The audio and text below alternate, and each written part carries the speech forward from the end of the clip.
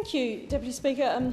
Imagine looking into the eyes of the Australian people who elected you as their nation's leader and repeatedly being untruthful, deliberately telling untruths. That's exactly what Anthony Albanese and this Labor government continue to do to Australians. They've built a government based on lies and broken promises with a weak leadership team at the helm.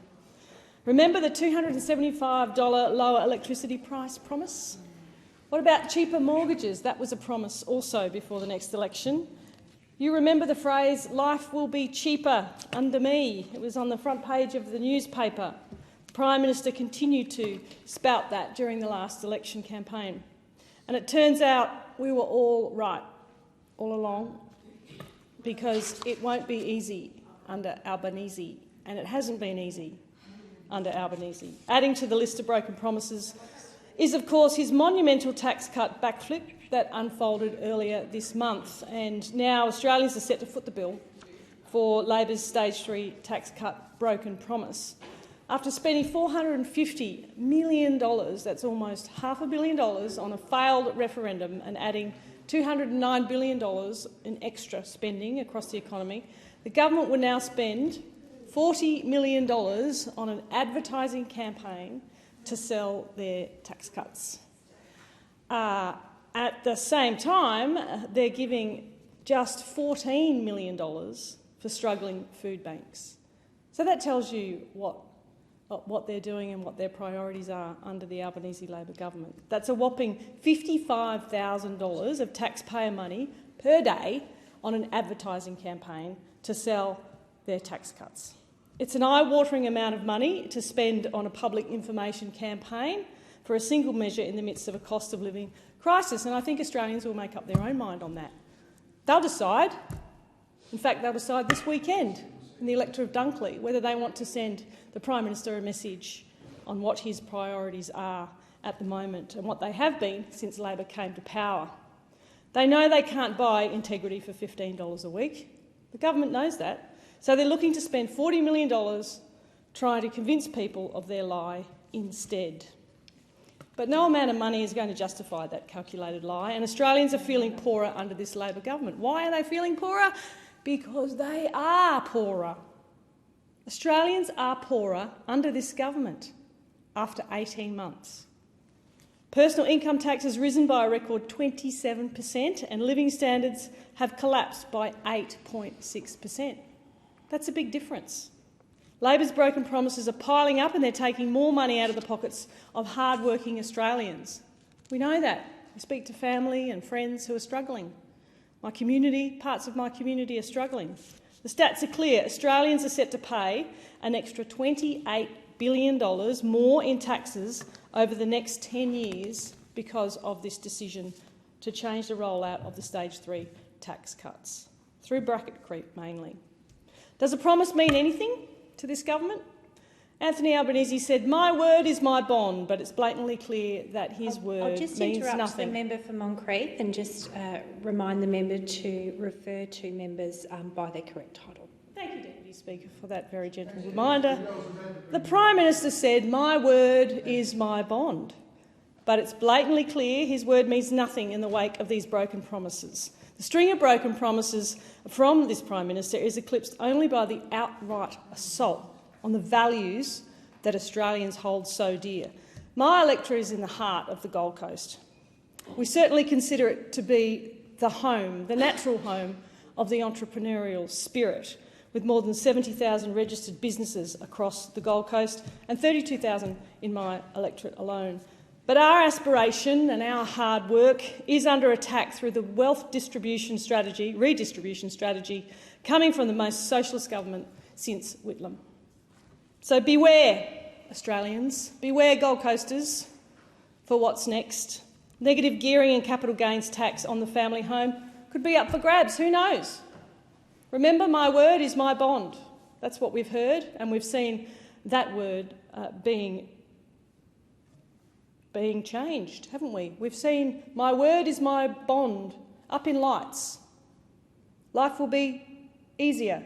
Life will be cheaper. We've seen all of that up in lights, but that's not the reality today. Treasury Secretary Dr Kennedy refused to rule out work being done within Treasury on further tax changes that would amount to more broken promises. And Dr Kennedy suggested that he was unable to go to specifics of what they were working on in the tax system, stating particularly if they should be near a cabinet process or they are a part of a deliberative process. So there you have it. In Labor's first 18 months, the mountain of broken promises piling up is pushing those struggling families across our nation further into crisis with the cost of living. I've even heard about people going to the supermarket and buying their groceries on their credit card.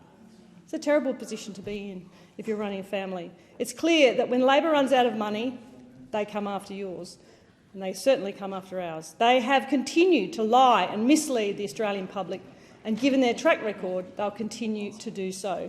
The Albanese Government continue to spiral out of control when it comes to their broken promises and their weak leadership. And the weak leadership runs deep within this government. In what can only be described as an embarrassing display, the Immigration Minister continues to duck and weave from scrutiny over the mishandling of his responsibilities.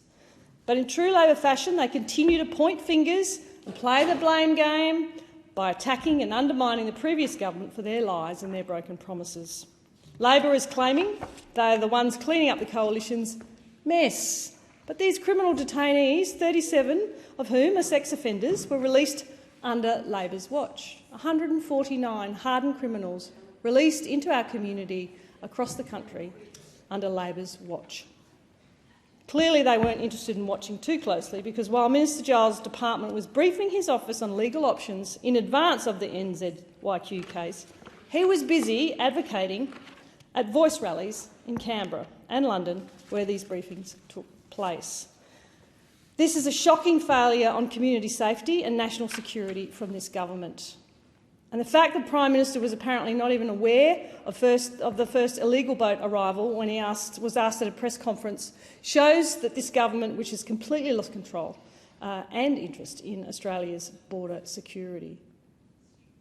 The Prime Minister's weak leadership on national security is clearly incentivising the people smugglers to reopen their operations.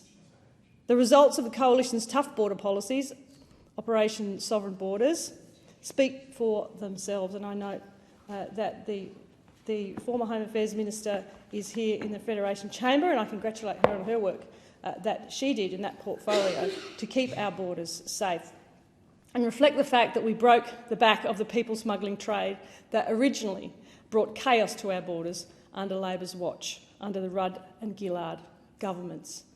It's clear that this government is spiralling out of control.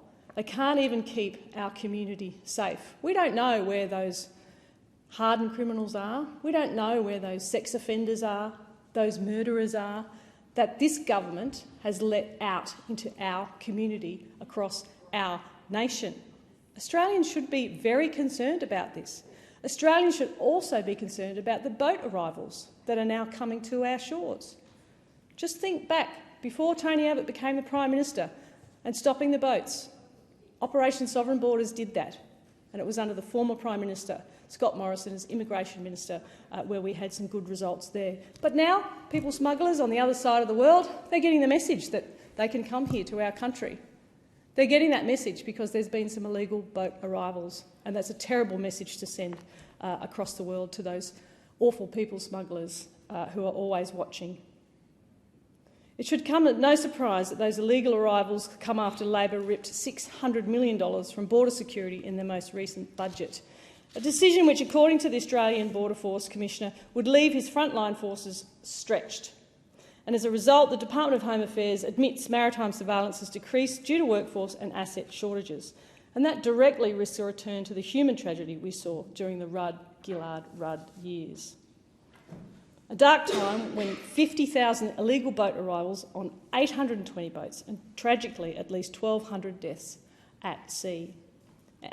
The Prime Minister was central to that period in government. As Prime Minister, he can't even look the Australian people in the eye and say that Operation Sovereign Borders is operating as it did under the coalition government.